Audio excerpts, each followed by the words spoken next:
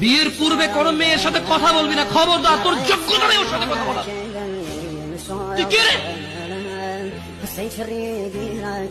বামন হয়ে চাঁদের দিকে হাত বাড়াবি না। আমার বোনরা চাঁদ।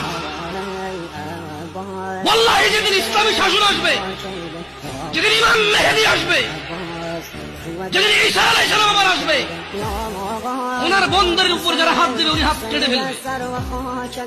বামন হয়ে চাঁদের দিকে হাত বাড়াবি। আমার বোনরা চাঁদ।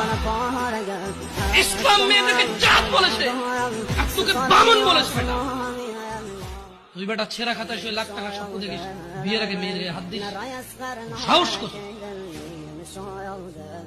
তোর সাহস কত? তুই জানিস না মুহাম্মদ সাল্লাল্লাহু আলাইহি সাল্লাম বলছে নেক স্ত্রী দুনিয়াতে যা আছে ওর থেকে বেশি উত্তম।